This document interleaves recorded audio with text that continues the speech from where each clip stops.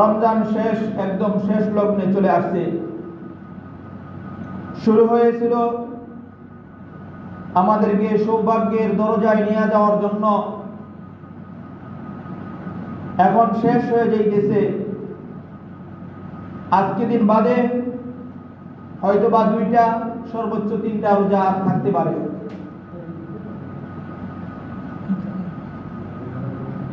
যেমনি ভাবে রমজান শুরু হয়েছিল এবং এটা শেষও হয়ে যাবে, আমাদের জীবনটাও এরকম। আমার জীবনটা শুরু হয়েছিল, আমি মায়ের গর্ভ থেকে আসছি, এমনি ভাবে আমার জীবনটাও একদিন ফুরিয়ে যাবে, শেষ হয়ে যাইতেছে। প্রত্যেক ইমানদার মুমিনের এই চিন্তা করা উচিত যে আজকে সন্ধ্যা হয়েছে, আমার জীবন থেকে একটা দিন অতিবাহিত হয়ে গেছে, এই দিনটা আর ফেরত আসবে না। এইটা যে চলে গেছে আর ফেরত পাওয়া যাবে না। আমি আর আগামী দিন সূর্যোদয় দেখতে পারবো কিনা সন্দেহ আছে। প্রত্যেক ইমানদারের এই জিনিসটা চিন্তা করা উচিত। মুহতারাম হাজিরিন, মহান রব্বুল আলামিন আমাদেরকে এই রমজান মাস দিয়েছিল ইমানদারদেরকে ক্ষমা করার জন্য, মুমিন বান্দার গুনাহগুলোকে ক্ষমা করার জন্য এই রমজান মাস আল্লাহ তাআলা দিয়েছিল। রমজান চলে যাইতেছে, যারা ইমানদার, প্রকৃতপক্ষে যারা ইমানদার মুমিন, তাদের চিন্তা, পেরেশানি, টেনশন এখন বাইরে যাইতেছে, আমলের জোশ বেড়ে যাইতেছে। হায়, আমার একটা দিন ফুরিয়ে যাইতেছে, আমার আমলের দিনগুলো শেষ হয়ে যাইতেছে। পক্ষান্তরে যেই সমস্ত নাফরমানেরা, তারা রমজান আর রমজানের বাহিরে যাদের কোনো পার্থক্য নাই, অর্থাৎ রমজান আসছে তাদের যেমন রমজান ছাড়া তেমন একই রকম, অর্থাৎ রমজানের বাহিরেও তারা সারাদিন খাইছে, রমজানেও তারা খায়, অর্থাৎ বেরোজগার। এদের তো কোনো অনুভূতি আসবে না, কি যে আল্লাহ তাআলা দিয়েছিল আর চলে যাইতেছে, এদের এই অনুভূতি আসবে না, কোশ্চিনকালও আসবে না। হ্যাঁ, আসবে যখন মৃত্যু চলে আসবে, কবরে যাওয়ার পরে ফেরেশতাদের ডান্ডা বাড়ি খাওয়ার পরে বুঝে আসবে যে হায়, কি দিন আমি শেষ করলাম। এর আগে বুঝে আসবে না। মুহতারাম হাজিরিন, আল্লাহ রাব্বুল আলামিন এই রমজান মাস আমাদেরকে দান করেছিলেন ইমানদারের গুনাহগুলোকে ক্ষমা করার জন্য। আল্লাহ রাব্বুল আলামিন প্রতিদিন ইমানদারদেরকে ডেকে ডেকে বলতেছে, সাবিকু ইলা মাগফিরাতিন মির রাব্বিকুম ওয়া জান্নাতিন আরদুহা আস-সামাওয়াতি ওয়াল আরদ উইদ্দাত লিল মুত্তাকিন।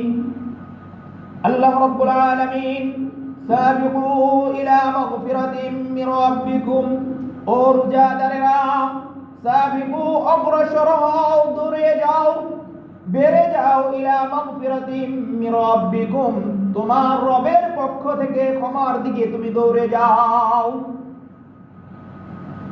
ওয়া জান্নাতিন আরদুহা কাআরদিস সামাই ওয়াল আরদ, এবং জান্নাতের দিকে তুমি দৌড়াইতে থাকো,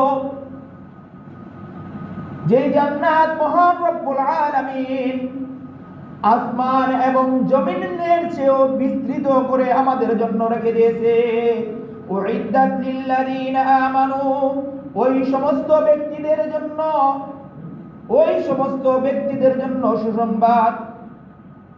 আমানু বিল্লাহি ওয়া রাসূলি, যারা আল্লাহ এবং আল্লাহর রাসূলকে ভয় করে। যালিকা ফাদলুল্লাহি ইউতিহি মান ইয়াশা, আল্লাহ রাব্বুল আলামিন এই রোজাদার ইমানদারদের জন্য, যার জন্য চাই অনুগ্রহ, আল্লাহ রাব্বুল আলামিন তাকে অনুগ্রহ দান করেন। ওয়া যালিকা ফাদলুল আযীম, আর আল্লাহ রাব্বুল আলামিনের অনুগ্রহ হলো সবচেয়ে মহান। ও বন্ধু, আল্লাহ রাব্বুল আলামিন সূরা হাদীদের এই 21 নম্বর আয়াতে আল্লাহ রাব্বুল আলামিন এই রমজান মাস ক্ষমার মাস হিসেবে আল্লাহ রাব্বুল আলামিন ইমানদারদেরকে ডেকে ডেকে বলতেছে। প্রতিদিন ইমানদারদেরকে ডেকে বলে, ও ইমানদার, তুমি অগ্রসর হও, মহান রব্বুল আলামিনের ক্ষমার দিকে অগ্রসর হও। তোমার হায়াতের জিন্দেগি থেকে তোমার একটা দিন যখন ফুরিয়ে যায়, তুমি ক্ষমা থেকে একদিন পিছিয়ে পড়ে গেছো। আর যদি তুমি ক্ষমা থেকে পিছনে পড়ে যাও, যেই ব্যক্তি আল্লাহ রাব্বুল আলামিনের এই রমজান মাস পাওয়ার পর যেই ব্যক্তি এই রমজানের কাজে আসবে না, রমজানটাকে সে সঠিকভাবে ব্যবহার করবে না, আল্লাহ রাব্বুল আলামিন তার হাবিব সাল্লাল্লাহু আলাইহি ওয়াসাল্লামের মাধ্যমে ধমকি এবং খুব সতর্কবাণী দিয়ে বলতেছে। আল্লাহর হাবিব বলেন, মাল্লাম ইয়াগফির লাহু ফি রমাদান, মাল্লাম ইয়াগফির লাহু ফি রমাদান, যেই ব্যক্তি রমজান মাস পাওয়ার পরে তার গুনাহগুলোকে ক্ষমা করাইতে পারলো না, ফাইন্না লাহু ফিমা সিওয়া, যেই ব্যক্তি রমজানের মতো এমন ক্ষমার মাস পাওয়ার পরে তার গুনাহ রাশিকে ক্ষমা করাইতে পারলো না, সে সারা বছর যদি ইবাদত করে এই সারা বছরেও তার গুনাহ ক্ষমা করাইতে পারবে না, সারা বছরেও পারবে না। রমজান মাস পাওয়ার পরে তার গুনাহ ক্ষমা করাইতে পারলো না, বাকি 11 মাসেও সে তার গুনাহগুলো ক্ষমা করাইতে পারবে না। আর একজন ইমানদার মুমিনের সবচেয়ে বড় প্রাপ্তি হলো নিজের পাপ রাশি গুনাহগুলোকে আল্লাহ রাব্বুল আলামিনের কাছ থেকে ক্ষমা করে নেওয়া। প্রত্যেক ইমানদারের এই একটা প্রাপ্তি। ইমানদার খুশি হবে তার গুনাহগুলোকে যখন আল্লাহ রাব্বুল আলামিনের পক্ষ থেকে ক্ষমা করাইতে পারবে, ইমানদার তখন তো খুশি হবে। আল্লাহ রাব্বুল আলামিন ইমানদারদেরকে এই রমজান মাস দান করেছেন এবং প্রতিদিন আল্লাহ তাআলা ক্ষমার ঘোষণা করেছেন। যদি এই ক্ষমা এই রমজান মাস পাওয়ার পরেও ক্ষমা করাইতে না পারি, তাহলে নবীজি সাল্লাল্লাহু আলাইহি ওয়াসাল্লামের ওই যে আরেক হাদিসের মধ্যে আল্লাহর হাবিব সাল্লাল্লাহু আলাইহি ওয়াসাল্লাম যে ধমকি, যে সতর্কবাণী, যে অভিশাপ করেছে, ওই অভিশাপের আওতার মধ্যে আমরা পড়ে যাব। সামনে আর মাত্র 2-3টা দিন আছে। এই 2-3 দিন পাওয়া ইমানদারদের জন্য খুব গুরুত্বপূর্ণ। এই দিনগুলো আমাদেরকে সতর্ক থাকতে হবে। এই দিনগুলোর মধ্যে যেভাবেই হোক, আমার চোখের পানি দিয়ে হোক, কান্নাকাটি করে হোক, নামাজ পড়ে হোক, সেজদা দিয়ে হোক, যেভাবেই হোক মহান রব্বুল আলামিনের কাছ থেকে ক্ষমা করায় নিতেই হবে। জোর করে আল্লাহ তাআলার কাছ থেকে ক্ষমা করাইতে হবে। বলে জোর করব কিভাবে? জোর করা কি সম্ভব আল্লাহ রাব্বুল আলামিনের কাছ থেকে? আল্লাহ তাআলা বলেন, হ্যাঁ, জোর করা সম্ভব। কারণ তোমাকে রমজান দেওয়া হয়েছে আল্লাহ তাআলার কাছ থেকে চেয়ে জোর করে আল্লাহ তাআলার কাছ থেকে নেওয়ার জন্য। কিভাবে? আল্লাহ তাআলা এই কথাটাই সূরা তাওবার 72 নম্বর আয়াত আল্লাহ তাআলা বলতেছে, ওয়া'দাল্লাহুল লাযীনা আমানু ওয়া'দাল্লাহুল মুমিনিনা ওয়াল মুমিনাতি জান্নাতিন তাজরি মিন তাহতিহাল আনহারু খালিদিনা ফিহা ওয়া মাসাকিন তাইয়িবাতান ফি জান্নাতি আদন ওয়া রিদওয়ানুম মিনাল্লাহি আকবার ওয়া রিদওয়ানুম মিনাল্লাহি আকবার যালিকা হুয়াল ফাযলুল আযীম। আল্লাহ রাব্বুল আলামিন এখানে প্রত্যেক ইমানদার মুমিন বান্দা ও বান্দীদের সাথে আল্লাহ রাব্বুল আলামিন জান্নাতের ওয়াদা করেছেন। এমন জান্নাত যে জান্নাতের তলরাশি দিয়ে নহর সমূহ প্রবাহিত এবং তাদের জন্য রয়েছে উত্তম প্রতিদান। এবং আল্লাহ তাআলা বলেন, ওয়ারিদওয়ানুম মিনাল্লাহি আকবার, আর আল্লাহ রাব্বুল আলামিনের সন্তুষ্ট, আল্লাহ রাব্বুল আলামিনের রেজামন্দি, এ তো সবচেয়ে বড়। যালিকা হুয়াল ফাওজুল আযীম, এবং এইটা তোমাদের জন্য অনেক মহান এক পুরস্কার।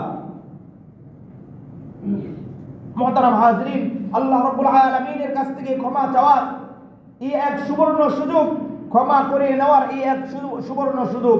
আর যদি ক্ষমা করাইতে না পারি, তাহলে নবীজি সাল্লাল্লাহু আলাইহি ওয়াসাল্লাম ওই যে অভিশাপ, আল্লাহর হাবিব সাল্লাল্লাহু আলাইহি ওয়াসাল্লামের যে অভিশাপ, যে ধ্বংস ওই ব্যক্তি যাকে রমজান মাস দেওয়া হলো আর রমজান মাস পাওয়ার পরে তার গুনাহগুলোকে ক্ষমা করাইতে পারলো না, এই ব্যক্তি ধ্বংস।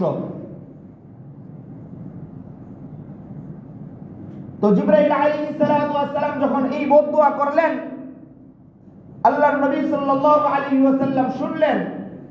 শোনার পরে নবীজি সাল্লাল্লাহু আলাইহি ওয়াসাল্লাম এই দোয়ার সাথে অংশগ্রহণ করে বলতেছে, আমিন। আল্লাহ জিবরাইলে যেই বেরোজদারের জন্য অভিশাপ করতেছে, আমি তার সাথে একত্বতা প্রকাশ করে আমি বলতেছি, আল্লাহ জিব্রাইল আলাইহিস সালামের দোয়াকে তুমি কবুল করো। অতঃপর নবীজি সাল্লাল্লাহু আলাইহি ওয়াসাল্লাম আরেক বদদুয়ার মধ্যে অংশগ্রহণ করলেন। জিব্রাইল আলাইহিস সালাম বললেন, ইয়া রাসূলুল্লাহ, ইয়া হাবিবাল্লাহ, ওই ব্যক্তি ধ্বংস হোক যার সামনে আপনি মুহাম্মদুর রাসূলুল্লাহ সাল্লাল্লাহু আলাইহি ওয়াসাল্লামের নাম উচ্চারণ করা হয়। আপনার নাম উচ্চারণ করা হওয়ার পরে মুখে তালা দিয়ে ঠোঁট বন্ধ করে বসে থাকে, আপনার উপর দুরূদ পড়ে না, এই ব্যক্তি ধ্বংস হোক। নাউজুবিল্লাহ বলে। নবীজির নাম নেওয়ার পরে দুরূদ পড়ে না, এই ব্যক্তি কি ধ্বংস হোক। দেখেন কত জায়গার মধ্যে নবীজি সাল্লাল্লাহু আলাইহি ওয়াসাল্লামের নাম উচ্চারণ করা হয়, আমরা শুনেও শুনি না, অন্যদিকে কর্ণপাত করি। এখানে বসার পরেও তো আমি কতবার নাম উচ্চারণ করছি এবং সাথে সাথে আমিও দুরূদ পড়ছি, পড়ে নাই? তো নবীজি সাল্লাল্লাহু আলাইহি ওয়াসাল্লামের যখনই তার নাম উচ্চারণ হবে, আমার কানে যখন তার নাম উচ্চারণটা আসে, তখনই আমি তার উম্মত হিসাবে আমার কর্তব্য হলো কি করা? সাল্লাল্লাহু আলাইহি ওয়াসাল্লাম বলা। কি বলা? বলতে পারিনি এই দোয়াটা, এই দুরূদটা পড়তে পারি? জি। সাল্লাল্লাহু আলাইহি ওয়াসাল্লাম বলি, সাল্লাল্লাহু আলাইহি ওয়াসাল্লাম বলি, উচ্চারণ করে না, বলি না সাল্লাল্লাহু আলাইহি ওয়াসাল্লাম বলেন, সাল্লাল্লাহু আলাইহি ওয়াসাল্লাম। আল্লাহু আকবার। কি হলো? এই যে আমরা বারবার সাল্লাল্লাহু আলাইহি ওয়াসাল্লাম বললাম, নবীজি সাল্লাল্লাহু আলাইহি ওয়াসাল্লামের উপর কি বললাম? দরুদ পড়লাম। একবার দরুদ পড়লে 10টা রহমত নাযিল হয়। সুবহানাল্লাহ। একবার আপনি একবার পড়ছেন সাল্লাল্লাহু আলাইহি ওয়াসাল্লাম, আল্লাহ রাব্বুল আলামিনের পক্ষ থেকে 10টা রহমত আপনার উপর অবতীর্ণ হয়ে গেছে। জান্নাতে আপনার মাকাম আরো 10 গুণ বৃদ্ধি করে দেওয়া হয়েছে, আপনার গুনাহগুলোকে মাফ করে দেওয়া হয়েছে, এমনকি নবীজি সাল্লাল্লাহু আলাইহি ওয়াসাল্লামের সুপারিশ আপনার নিকটবর্তী হয়ে গেছে। রাসূল সাল্লাল্লাহু আলাইহি ওয়াসাল্লামকে স্বপ্নে দেখতে চাননি? ওইটা কি হবে? জি। নবীজি কি স্বপ্নে দেখতে চান? জি। আগ্রহ আছে? জি। দেখলে চিনবেন কিভাবে? চিনবো না। দেখলে চিনবেন কিভাবে? দেখেন না তো, আমি দেখি নাই, আমার বাবা দেখে নাই, আমার দাদা দেখে নাই, তার বাবা দেখে নাই, এরকম 14 গোষ্ঠী দেখে নাই। কত মাওলানা দেখেছি, মাওলানা লাগে না বন্ধু না। কে দেখি নাই, তাহলে চিনবো কিভাবে? কি কর? দেখি নাই চিনবো কিভাবে? আল্লাহু আকবার। দেখি নাই চিনবো কিভাবে যদি এই প্রশ্ন এখানে আসে, তাহলে এখানে তো আমরা দুনিয়াতে এখনো কত 750 কোটি মানুষ আছে। কি আছে? 750 কোটি মানুষ। হাসরের ময়দানে 750 কোটি থাকবে নাকি 7.5 লক্ষ কোটি থাকবে? কি কর? আদম থেকে নিয়ে কিয়ামত পর্যন্ত যত মানুষ থাকবে সব ওই ময়দানের মধ্যে। এখন এই অল্প কিছু মানুষের মধ্যে আমরা চিনি না, তখন ওই ময়দানের মধ্যে চিনব কিভাবে? কথা বলেন।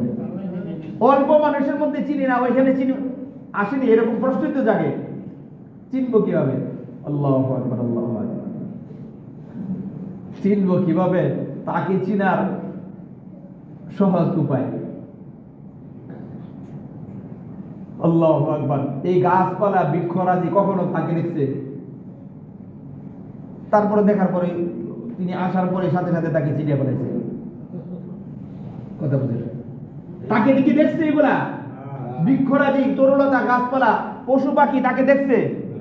হ্যাঁ, দেখার সাথে সাথে চিনে ফেলাইছে। আল্লাহু আকবার। আমরাও ওই ময়দানের মধ্যে যদি দেখা হয়ে যায়, এত মানুষের ভিতরে যদি দেখা হয়ে যায়, এ তো সৌভাগ্য। দেখা হইলে সৌভাগ্য, দেখা হলে উম্মতের সৌভাগ্য। তখন তো উম্মত কাছে যাইতে পারবে, নিজের আবদারটা পেশ করতে পারবে।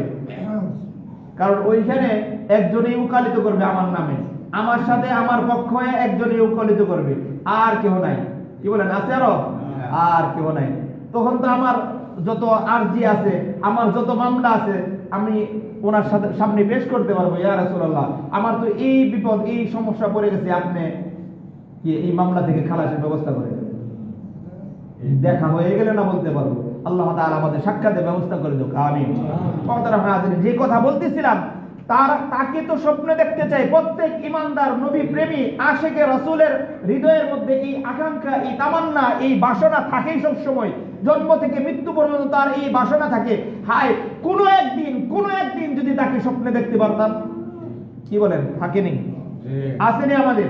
আছে। হ্যাঁ, আল্লাহ আমাদের সকলকে নবীজি সাল্লাল্লাহু আলাইহি ওয়াসাল্লামকে মৃত্যুর পূর্বে হলেও একবার স্বপ্নে দেখা দাও, বলি আমিন।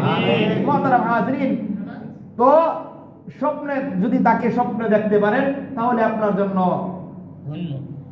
কাজ হয়ে গেছে, জান্নাত আপনার জন্য কনফার্ম। তাকে স্বপ্নে যদি দেখতে পারেন, জান্নাত আপনার জন্য কি কনফার্ম, একদম গ্যারান্টি। তো নবীজি সাল্লাল্লাহু আলাইহি ওয়াসাল্লামকে স্বপ্নে দেখার সবচেয়ে উত্তম মাধ্যম হলো প্রতিদিন রাতে আপনি ওযু করে বিছানায় যাবেন, যাওয়ার পরে 100 বার দুরূদ শরীফ পড়বেন। কতবার? 100 বার দুরূদ পড়বেন, মুখে জবানে দুরূদ পড়তে থাকবেন, অন্তরে আল্লাহর কাছে চাইতে থাকবেন, আল্লাহ, ও আল্লাহ, আমি তোমার হাবিবের নামে দুরূদ পড়লাম, তোমার হাবিবকে ভালোবাসি, আল্লাহ একটা বার তুমি আমাকে দেখায় দাও। আপনি এইভাবে আমল করতে থাকেন, হয়তোবা কোনো একদিন আল্লাহ তাআলা যদি চায় তার হাবিবকে আপনার সামনে পেশ করবে। আর পেশ করলে চিনবেন কিভাবে? নবীজি সাল্লাল্লাহু আলাইহি ওয়াসাল্লাম বলেন, কোন ব্যক্তি যদি আমাকে স্বপ্নে দেখলো, সে আমাকেই দেখলো, অন্য কাউকে না। কি বললাম? কেহ যদি আমাকে স্বপ্নে দেখলো, তাহলে সে আমাকেই দেখছে, অন্য কাউকে না। কারণ শয়তান সবার সুরত ধারণ করতে পারে, শয়তান আমার সুরত ধারণ করতে পারে না। আল্লাহ তাআলা তাকে এই ক্ষমতা দেয় না। কে? শয়তান আয়েশা আপনার সামনে এমন নূরের পালকি বিছায়া, নূরের সিংহাসন নিয়ে আয়েশা বলবে, ও বান্দা, আমি তো তোমার খোদা, আমি তোমার রব, তুমি আমাকে সেজদা করো, তোমাকে জান্নাতের পানি, হাওজে কাউসারের পানি খাওয়াবো, তোমাকে জান্নাতের ব্যবস্থা করে দেবো। এই আকৃতি ধারণ করাও শয়তানের পক্ষে সম্ভব। কোনটা? নিজে রব, নিজে ক্ষুধা দাবি করা, নিজে ক্ষুধা দাবি করে আপনার সামনে স্বপ্ন যুগে আয়েশা সে এইটা বলতে পারবে, এটা তার পক্ষে সম্ভব। কিন্তু নবীজি বলেন, সে আল্লাহর সূরতও যদি ধারণ করতে পারে, আল্লাহর সূরত তো আমরা দেখি না, এটা হওয়া সম্ভব না। একটা আকৃতি নিয়ে আসবে, কিন্তু নবীজি বলেন শয়তান আমার সূরত সে চাইলেও সে ধারণ করতে পারবে না।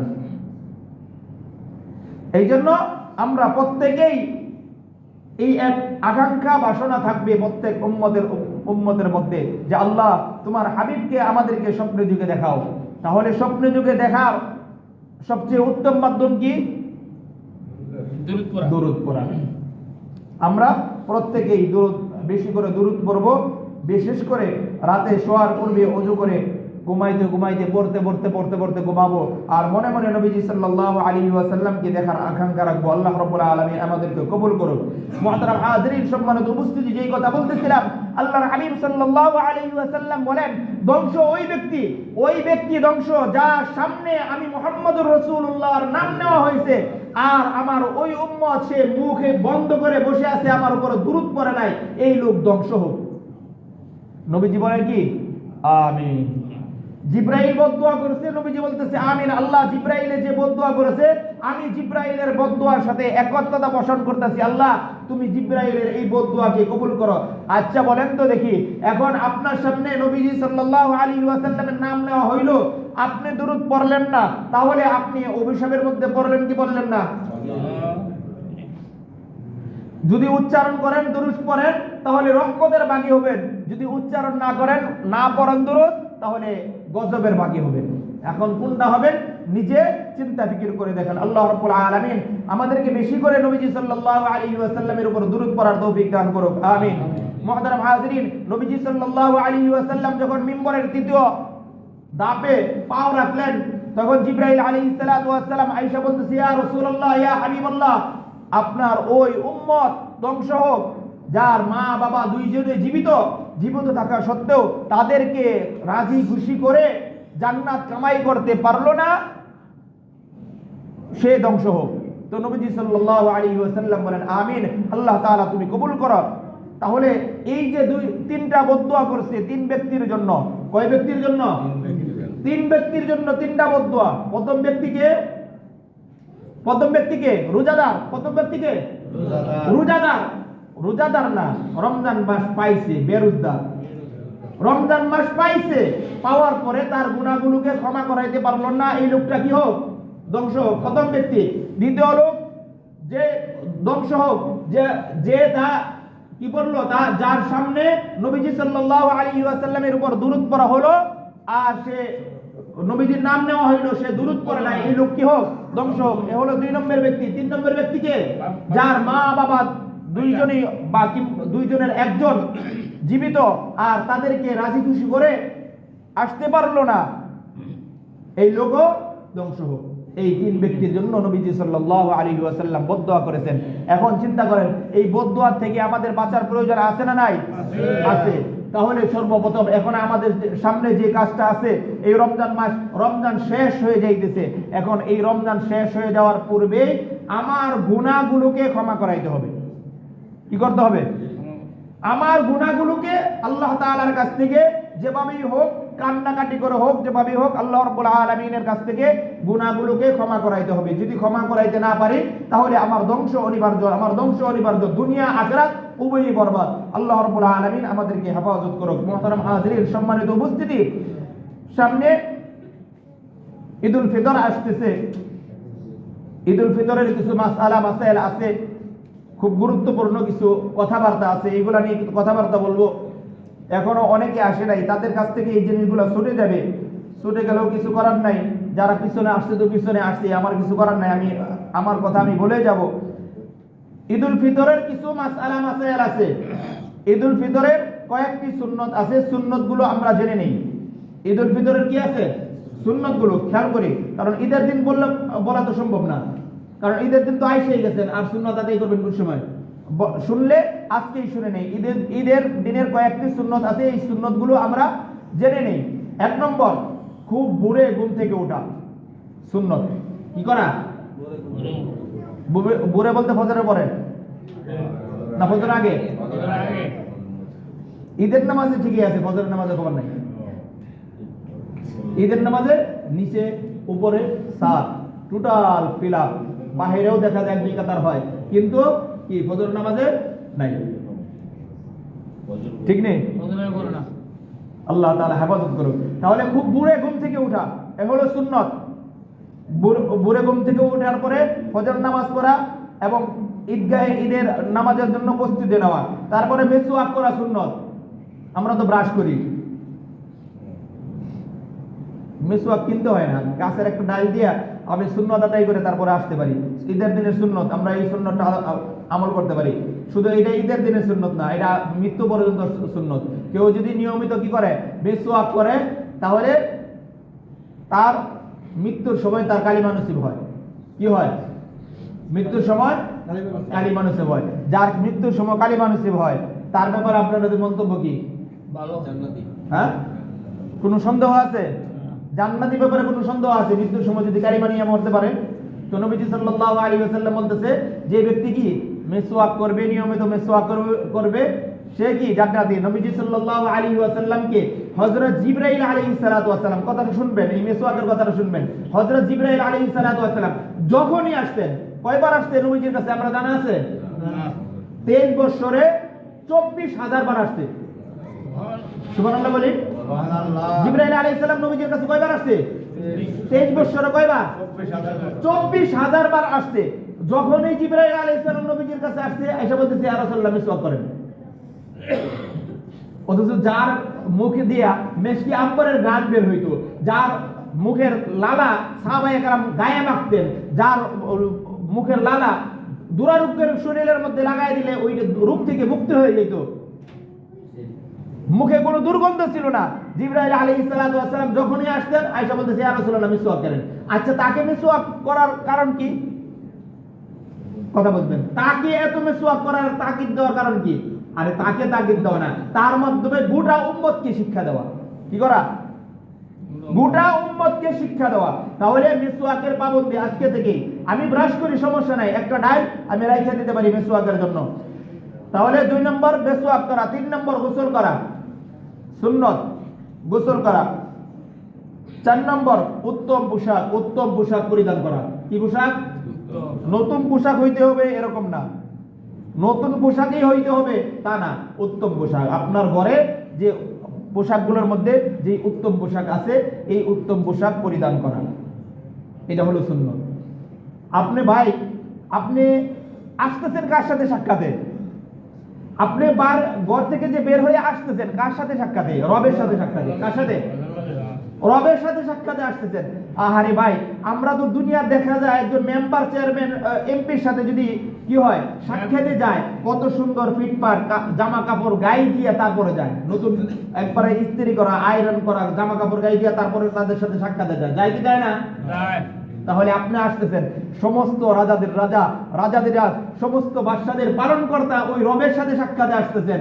এখন দেখা যায় এই পর্যন্ত একটা গেঞ্জি, একটা কোন রকম একটা লঙ্গি পরে এসে নামাজে দাঁড়ায় গেছে। আসেনি এরকম মুসলমান? বহুত আছে, বহুত আছে। এই জন্য ভাই, আমরা যখন রবের সাথে শুধু এই ঈদের নামাজে না, সবসময় যখনই রবের সাথে সাক্ষাতে আসবো, অর্থাৎ নামাজে আসবো, আমি ঘরের উত্তম জামা কাপড়টা পরে তারপরে আসার চেষ্টা করবো। আল্লাহ তাআলা কবুল করুক। তাহলে 4 নম্বর উত্তম পোশাক পরিধান করা। 5 নম্বর সুগন্ধি ব্যবহার করা। আতর, কে? সুগন্ধি ব্যবহার করা। সুগন্ধি বেশি দাম না, অল্প দামে আমরা ঘরে রাখতে পারি। আসার সময় এই সুন্নতটা আদায় করব। নিজে যদি একটা কিনে নিই, আপনার গোটা পরিবারের সবার জন্য হয়ে যায়। তো ঈদুল ফিতর 6 নম্বর ঈদুল ফিতর, অর্থাৎ এই রোজার ঈদ। রোজার ঈদে ঈদুল ফিতরে নামাজের জন্য যখন আসবেন, তখন ঘরেতে বের হওয়ার পূর্বে খেজুর বা মিষ্টি জাতীয় কিছু খেয়ে তারপরে বের হওয়া, এটা সুন্নত। কি? খেজুর বা মিষ্টি জাতীয় কিছু খেয়ে ঈদগাহে আসা, রোজার ঈদে ঈদুল ফিতরকে এই ফিতরে আসা, এটা সুন্নত। তারপরে 7 নম্বর সবার আগে আগে আগে ঈদগাহে আসা। কোন সময় আসা? আমরা তো সবার পরে আসিনি, সবার পরে আসা। ওই উপরে ওইখানে যে হয় চট থাকে না, না ওই বসার জায়গা থাকে না, পরে শুরু হয় চিল্লামিল্লি। আমরা সবার আগে চলে আসবো, পারবো তো ইনশাল্লাহ? আসবো, সবার আগে চলে আসবো, সবার আগে আসা। অনেক ভাই এমন আছে ঈদের নামাজ ইনশাল্লাহ, আচ্ছা মাসালাটা পরে বলি, খেয়াল থাকে কিনা আল্লাহ জানে। তো তাকবীর বলতে বলতে আসা, একটা তাকবীর আছে না, আল্লাহু আকবার আল্লাহু আকবার লা ইলাহা ইল্লাল্লাহু আল্লাহু আকবার ওয়ালিল্লাহিল হামদ। এই তাকবীরটা বাসা থেকে যখন আসবো, রাস্তার ডান পাশ দিয়ে আসবো। কোন পাশ দিয়া? রাস্তার ডান পাশ দিয়ে আসবো। মনে মনে আস্তে আস্তে এই তাকবীরটা বলতে বলতে বলতে বলতে ঈদের নামাজের মধ্যে আসতে থাকবো। তারপরে রাস্তা, আমি যে রাস্তা দিয়ে আসছি, যদি বিকল্প রাস্তা থাকে তাহলে অন্য রাস্তা দিয়ে যাওয়া, আর যদি অন্য রাস্তা না থাকে আমি রাস্তার এক পাশ দিয়ে আসবো, আরেক পাশ দিয়ে যাব। এটা হলো সুন্নত। এই কয়টা সুন্নতের কথা, ঈদুল ফিতরের এই সুন্নতগুলোর কথা বললাম। আল্লাহ রাব্বুল আলামিন আমাদের সকলকে এইগুলা আমল করার তৌফিক দান করুন। তাহলে সুন্নতগুলো আবার বইলা দেই, একটু খেয়াল করি। ভোরে ঘুম থেকে ওঠা, মিসওয়াক করা, গোসল করা, উত্তম পোশাক পরিধান করা, সুগন্ধি পরা, ঈদগাহে যাওয়ার পূর্বে মিষ্টি জাতীয় কিছু খাওয়া, আগে আগে ঈদগাহে যাওয়া, তাকবীর বলা, এবং এক রাস্তায় ঈদগাহে যাওয়া, আরেক রাস্তায় ঘরে ফিরা। এই সুন্নতগুলো আমরা আদায় করার চেষ্টা করব। আল্লাহু আকবার। একটা মাসালা হঠাৎ করে যেহেতু মনে হয়ে গেছে, এটা বলে ফেলাই, আমাদের লাগে। বিশেষ করে আমরা যারা আগে আইছি, আগে আসতে লাগে না। কি লাগে না? বহু লোক এমন দেখছি, বহু লোক এখন তো আর দেখার মতো সুযোগ হয় না। এখন সামনে থাকি, পিছনে এইগুলো দেখার সুযোগ হয় না। দেখা গেছে ঈদের নামাজ শুরু হয়ে গেছে, তাকবীর 1টা 2টা 3টা তাকবীর হয়ে গেছে, পরে আইসা ধরে জামাতে শুরু গেছে। আছে না এরকম? এক রাকাত ছুটে গেছে, তারপরে আইসা ঈদের নামাজের মধ্যে শুরু গেছে, এমন আছে না? 2 রাকাতই শেষ হয়ে গেছে, বৈঠকের মধ্যে আইসা শরীক হয়েছে, এরকম আসেনি? এখন এগুলা করণীয় কি? অন্য 5 ওয়াক্ত নামাজের ব্যাপারে মাসালা তো আমরা জানি, শেষ হয়ে গেলে আমরা দাঁড়ায় নামাজ পড়বো। কিন্তু ঈদের নামাজটা তো একটু বিকল্প, একটু ব্যতিক্রম না? 6টা অতিরিক্ত তাকবীর দিতে হয়। এখন এইগুলা কোন সময় দিব? বেশ লাগে এই মাসা আল্লাহ তাআলা আমরা এমন যাতে না হয়, যারা পরে আসে তাদের জন্য, আমাদের তো এমন হবে না, আমরা পরে আসবো না, আমরা আগে আসবো। আমরা কি করব? আগে আসবো। যারা পরে আসে তাদের জন্য এই মাসালাগুলো। যদি এমন হয় যে কোনো ব্যক্তি ঈদের নামাজে আসছে, এখন আয়েশা দেখে প্রথম রাকাতে তো তাকবীর বলে আগে, কোন সময়? ঈদের নামাজের যে 2 রাকাত নামাজ, 2 রাকাতের প্রথম যে তাকবীর, প্রথমে বলে তাকবীর, অতিরিক্ত 3টা তাকবীর শুরু থেকে বলা হয়। সূরা কেরাত পড়ার পূর্বে তাকবীর বলা হয়। এখন আয়েশা দেখছে যে তাকবীর শেষ, সে কি করছে? ইমাম সাহেব এখন সূরা কেরাত পড়তেছে, তখন তার করণীয় হলো সে আয়েশা সূরা কেরাত শুনবে না, আসার পরে সে তাকবীরগুলো কমপ্লিট করবে। কি করবে? 3টা অতিরিক্ত তাকবীর দিবে। তো অতিরিক্ত 3টা তাকবীর দেওয়া হলে তো তার হয়ে গেছে। এখন সে এরকম না, সে আসছে 1 রাকাত শেষ হয়ে যাওয়ার পরে। কোন সময় আসছে? 1 রাকাত শেষ হয়ে যাওয়ার পরে আসছে। এখন 1 রাকাত তো বসে, আর 1 রাকাত যে প্রথম রাকাত, এগুলা কি করবে? প্রথম রাকাত পরে তো দাঁড়ায় সেই প্রথম রাকাত করতে হবে, কারণ ঈদের নামাজ একা একা বা ছুটে গেলে পড়ার সুযোগ নাই। আছে যে আমি কাজা পরে বইরা নেবো বাসায়, এই সুযোগ আছে? সুযোগ নাই, জামাতেই পড়তে হবে। এখন ছুটে গেছে, তার 1 রাকাত ছুটে গেছে, এই যে ছুটে যাওয়া এই রাকাতটা পড়বে। রাকাত তো অন্যান্য নামাজের রাকাত তো আমরা স্বাভাবিকভাবে পড়ি। এখন অতিরিক্ত তাকবীরটা সে কোথায় দিবে? কখন দিবে? এই অতিরিক্ত তাকবীরটা তার, সে যে পরে যে অতিরিক্ত 1 রাকাত পড়বে, যে রাকাত সে পড়ে নাই, পায় নাই, এই রাকাতের যে অতিরিক্ত তাকবীর, এই অতিরিক্ত তাকবীরটা সে রুকুতে যাওয়ার পূর্বে, কোন সময়? তার একা একা যখন নামাজ পড়বে, রুকুতে যাওয়ার পূর্বে এই অতিরিক্ত তাকবীরগুলো দিবে। কোন সময় দিবে? রুকুতে যাওয়ার পূর্বে। আমরা তো প্রথমে দিছিলাম শুরুতেই। এখন এই রাকাত তো ছুটে গেছে, তাহলে সে কখন দিবে? রুকুতে যাওয়ার পূর্বে। এখন প্রথম রাকাতে পায় নাই, দ্বিতীয় রাকাতে পায় নাই, আয়েশা পাইছে তাশাহুদের মধ্যে। কোথায় পাইছে? তাশাহুদের মধ্যে পাইছে। এরকম হয়, আছে অনেক আল্লাহর বান্দা, হয়ে যায়। তো এখন আসছে